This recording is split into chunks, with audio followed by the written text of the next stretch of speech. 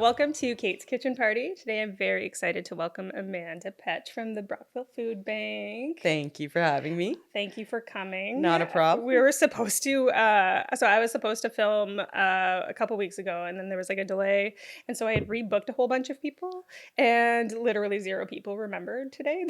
And I honestly didn't even remember. So this morning at like 8:30 in the morning, I'm like, oh my gosh, I need people to come on my show. So I really, I'm grateful that you rallied. And that Hey, you not a problem. I will always come in for you. Not an issue. You're the best. So we're here to talk about the food bank. Yep. And we're here to talk a little bit about, I would like to know more about you, and I'd like to know more about your team and the food bank's struggles and mission and all of that good stuff. Sure. So how about we start with a little bit about you? So I grew up in Brockville. I left in 98. And came back. And came back about 10 years ago. Do you know 15 me? years ago. People have told me that. Every single person that I have interviewed or sat down with from Brockville leaves. Yep. And is called home. Yep. There's something about this town that you just keep coming back. It is wild. For me, it was also that my son has high functioning autism. As does mine. Yes. So he needed to be closer to family. So it meant he could be close to both sides of his grandparents and his aunts. So it was like the perfect place to come back to. I was lucky enough to work in rock and roll and theater for 25-ish years. That's how we met. And yep. But by then I had moved back and was working at the art center. COVID hit. Yeah. And I was working for the assessment center, and this job came up at the food bank. And you've been killing it ever since. Pretty much. I had come in for a maternity leave contract, actually. Wow. And they asked me to stick around. And I have one of the best coworkers. Yeah. There's 2 employees and 65 volunteers at that food bank. That blows my mind. We see about 2,300 people a month. So it makes me think about the Girls Inc. team of 4. Yeah. Food bank team of 3. 2. You just told me that, and I already got it wrong. That's 2. okay. It's so wild to me that that you have all of that responsibility and all of that, and we're very lucky. Yeah. We've split things up in a certain way, and we have some amazing volunteers. Yeah. They have been there. Some of them have been there before they had staff, because they've only had staff for about 5 years. Mm-hmm. A lot of food banks have had staff for a number of years. Right. And the food bank here, it was, I think during COVID is when they realized they needed some staff. But it was run completely by volunteers up until that point. And we are lucky to have the volunteers that we have, because some of them are in every day. Mm-hmm. And it's a part of their daily routine. Some of them there for 2 hours. Some of them are there for the full 5, because we're open 10 until 2:45. 3 o'clock is when we close. So the volunteers that are dedicated to the food bank, and they show up all the time, they show up every day. What is it that brings them back every day? Helping the community and being there for people. They also help at the church suppers, and it's about feeding the community to them. And that's the most important part, is making sure everybody has a full belly. So we give about a week's worth of food. Yeah. A lot of people think we give a month's worth of food. We don't.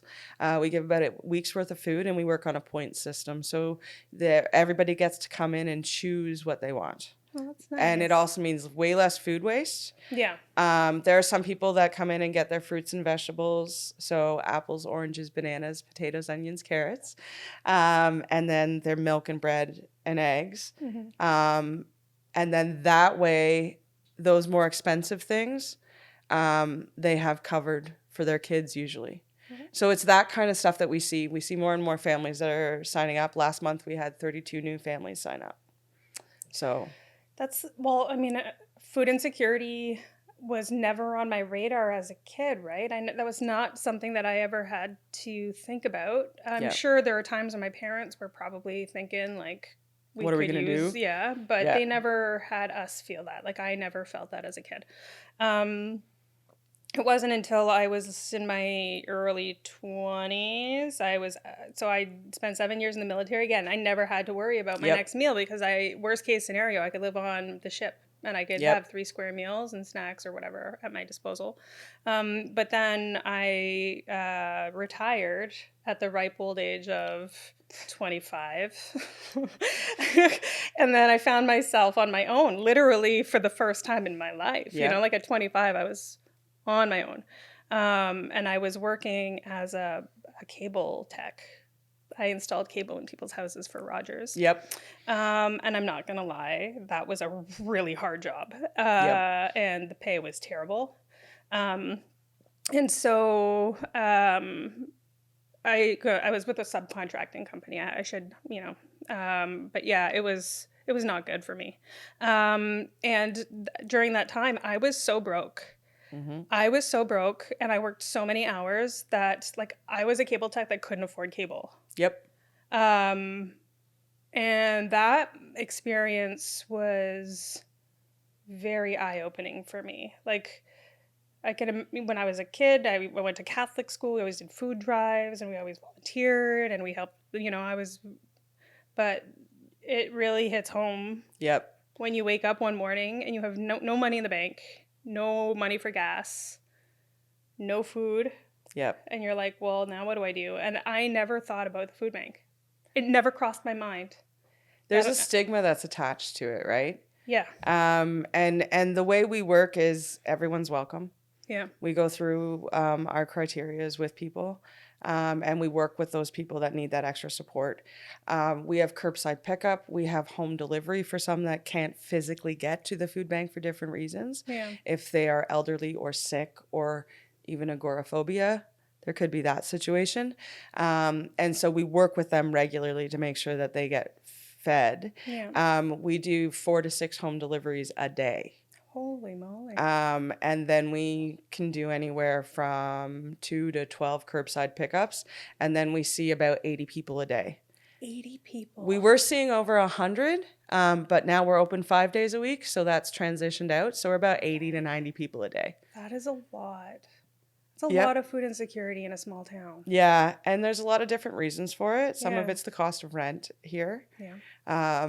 But as the cost of living continues to go up, we're going to see more people needing that extra support. Yeah.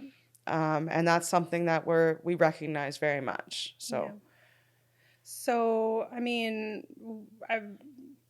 I know, like, I see the Brockville Food Bank is involved in like a ton of stuff, right? You guys are out there, you're constantly looking for donations and looking for fund, and you're fundraising, Yeah. and you're working your butt off, right? Yeah. And I see that. I do. Thank you. I see that. I recognize. I know how hard marketing is. Yeah.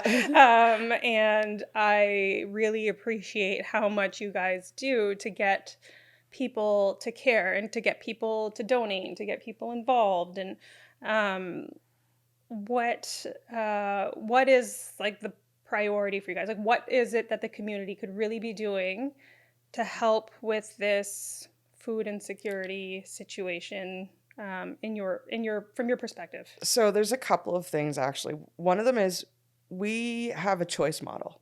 Okay. So we let people choose what they like, but we do purchase certain things. So we purchase about $20,000 to $30,000 a month.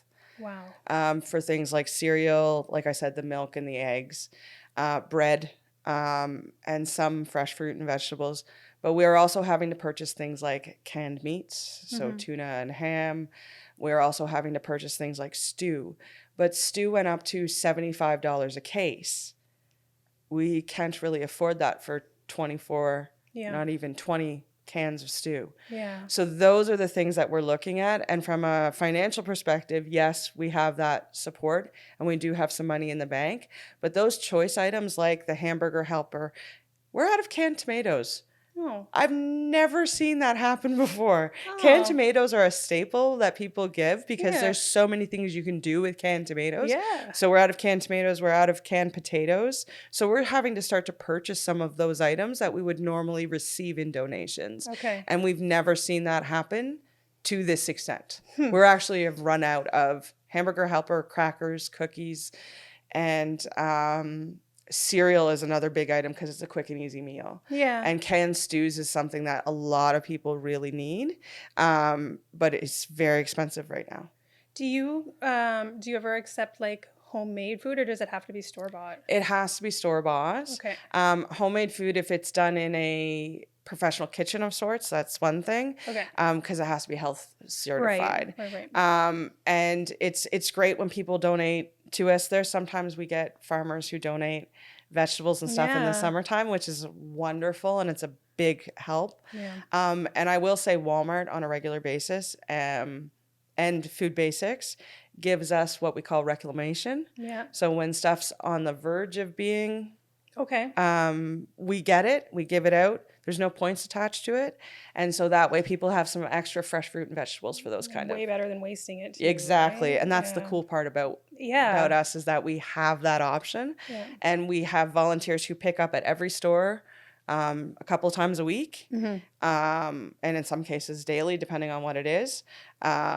Hearthstone Bakery regularly donates to us as well. Metro regularly donates to us. So we're very lucky in this community. Yeah. But we're actually running out of choice stuff for the first time ever. That's really hard. That's really hard. Yeah. I wasn't sure how I was going to finish that sentence. And I realized it's really hard. It's hard. There's no other way around it. It's hard. When we see stuff on sale, we go and grab it and we buy it. Even if if you see something on sale and you grab an extra can, you have no idea how much that little one extra can can make turn an into impact. 15 or 20 Yeah. very quickly if 20 people do that. So those are the things that we're looking for right now. Okay. Well, I think we're going to take a quick break, and then we will come back and we will talk. I need to ruminate on this a little bit because now my head is this is how my brain Yep. works. Yes, I have a crazy brain, and now I'm thinking about all the different ways that we could get more people in there, more food, more more Yeah. help, and so let's just sit and think on this and go to some commercial, and then we'll come back and we'll talk some more. Sounds like a plan. All right.